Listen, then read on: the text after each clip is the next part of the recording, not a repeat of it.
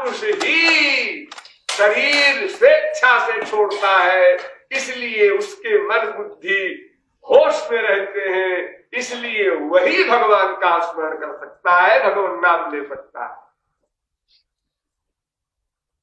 तो फिर इसका मतलब अजामिल का उद्धार गलत हुआ? अजामिल का उद्धार हुआ ही नहीं, उद्धार हुआ ही नहीं।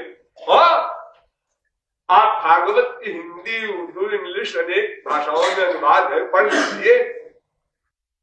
ये जो वाकया है, अजामिल ने बेटे का नाम लिया और एक साइकोलॉजिकल उसको बीमारी लगी कि विष्णुदूत भी आए, जमदूत भी आए, विष्णुदूतों ने जमदूतों को मार भगाया। उसके बाद वो भगवान के लोक को विष्णुदूत ले गए क्या? नहीं। तो फिर मरा कहां? फिर आप कैसे कहते हैं म्रियमाणो हरे नाम गृणन पुत्रोपचारितम? मरते समय उसने बेटे का नाम लिया। मरते समय का मतलब तो यह है कि नारायण बस मर जाए, वरना तो सभी लोग राम राम कहते रहते हैं, घंटे के बाद मर गए। तो ये मरते समय नहीं हुआ, ये तो मरने के पहले वाला समय हुआ। तो उसने तो बेहोश होने के पहले, इस दृश्य के देखने के पहले नारायण कहा, फिर उसने ये दृश्य देखा और दृश्य देखने के बाद फिर होश में आया और फिर गंगा द्वार मुपे आयो, हरिद्वार गया और वहां भगवान श्री कृष्ण की भक्ति की। एक दिन, 2 दिन नहीं, 1 साल। लेकिन चूंकि उसके मस्तिष्क में ये बात आ गई थी, भगवान ही सत्य है, उनकी ही शरणागति से काम बनेगा, उनकी ही भक्ति से उनकी कृपा मिलेगी, इसलिए दत्त चित्त होकर 1 साल निरंतर तैलधारावत विच्छिन्न उसने श्री कृष्ण भक्ति की। फिर स्वेच्छा से शरीर छोड़ा, तब भगवान के धाम को गया। ये भागवत में सब लिखा है, पढ़ लीजिएगा। और जिस वाल्मीकि के लिए लोग उदाहरण पेश करके ये सिद्ध करते हैं कि उल्टा नाम जपा,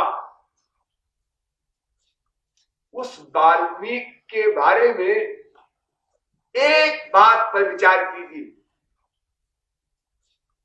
कि इतना बड़ा पापात्मा वाल्मीकि जो राम नहीं कह सकता, क्या संपूर्ण विश्व में इस समय 5 अरब आदमी में कोई भी आदमी जो गूंगा न हो वो राम नहीं बोल सकता? ऐसा कोई पापी आप बता दें जो राम न बोल सकता हो, मरा बोल सकता हो?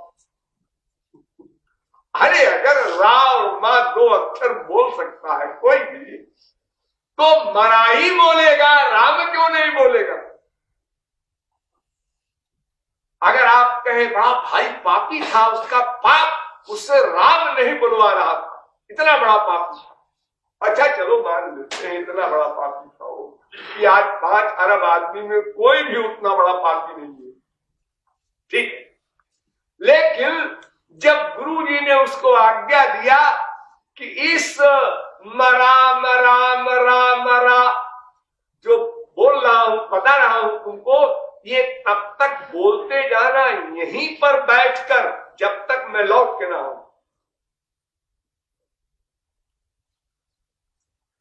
और वहीं पर वो बैठा रहा गुरु की आज्ञा मान करके, न बुद्धि लगाया, न शंका किया, न लघु शंका दीर्घ शंका के लिए गया, न कुछ खाया पिया, न उठा, न सोया, यहां तक कि उसके शरीर को भी दीमक खा गए। वाल्मीकि दीमकों ने तमाम घर बना लिया उसके शरीर को, इसीलिए उनका नाम वाल्मीकि पड़ा। इतनी गुरु भक्ति कैसे आ गई उसमें? गुरु जी ने कह दिया मरा मरा किए जाओ, जब तक मैं लौट करना आऊं, तो जब तक वो लौट के नहीं आएंगे हमको करना। हमारे यहाँ ऐसा कोई गुरु भक्त है जो 24 घंटे भी एक आसन से बैठा रहे गुरु की आज्ञा मानकर? अरे 1 घंटे में लोग उठ उठ चल देते और फिर हजारों वर्ष तक इसी प्रकार वो मरा मरा मरा मरा करता रहा।